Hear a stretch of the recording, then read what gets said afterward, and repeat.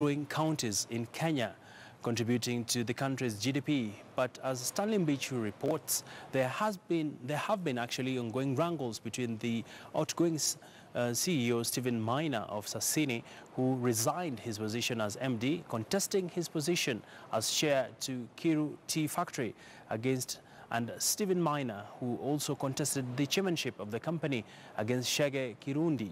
Well, the wrangles have lasted a year as of 2017. The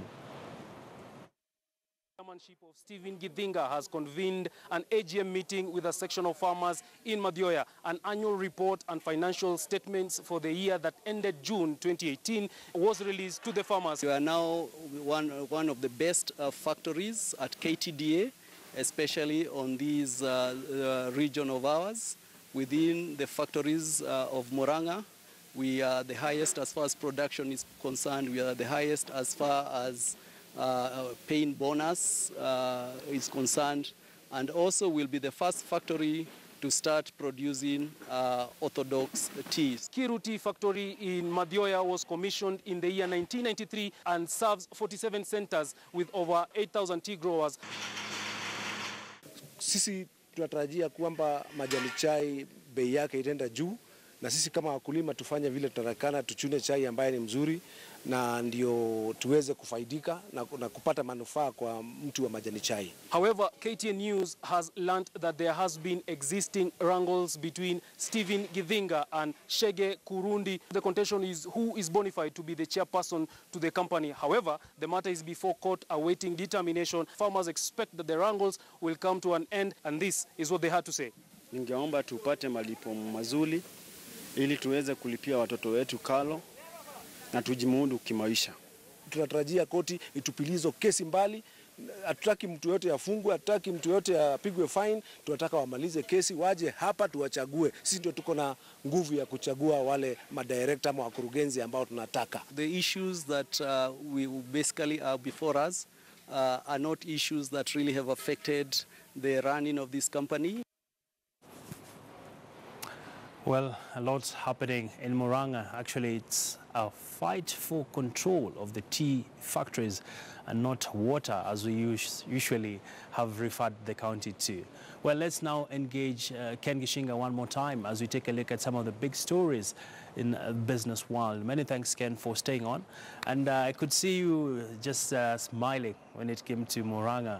Of course, a lot of infighting, boardroom wrangles, especially water issues. Now you're seeing it's crossed over to tea. It does seem that there's more than meets the eye. One gets the sense that there's some political dynamics playing beyond the water or tea fights, which is a bit unfortunate because that affects the service delivery for people in both counties. Yeah. On the water part, I think the argument the Murang'a governor has tried to make is that Nairobi is consuming a lot of water from Murang'a. However, in defense, the other counties are saying that water from Murang'a goes not only through Nairobi, but through almost 3, 4, 5 other counties. So why are they not talking about those other counties? So it seems to be something that can be quietly resolved in a boardroom, but maybe the benefit of it being played in the public display is it has some political value. All right. And some news coming in, of course, UBA CEO Isaac Mwige throwing in the towel. And of course, the bank has been facing a challenge. Some of its key clients, that is Uchumi Supermarkets, Nakumat, have had a difficult year. And these are organizations that UBA had given loans to, totaling to about 900 million shillings. And these are sort of now being classified as toxic loans. But over and above the performance of the bank, what, in your view, think could have led to Mwige stepping aside? I mean, it's really hard to speculate. Isaac has been there for 4 years. Prior to that, he was at Equity Bank. So he's a seasoned banker who understands the industry very well. One thing we all know is Nigerian banks have generally struggled in the East African economy for a variety of reasons. They've had to rebrand. They've had to really understand the Kenyan market. Possibly that could be the reason, maybe not. It's really hard to say, but the broader issue is how do foreign banks really rethink, because we've had other banks coming in from South Africa, from England, from the UK. You know, what's the strategy in trying to localize a very global product? And I think that's something maybe other banks will look at. All right. Of course, speculators also say it was linked to performance issues. Of course, these are mere allegations. But let's wrap up now, Ken. We've seen the heat on Brexit. British Prime Minister Theresa May, as I was watching some news reports last evening, it was very clear that the Labour Party is not relenting on their quest when it comes to the Brexit deal. I don't know, what will define the negotiations moving forward?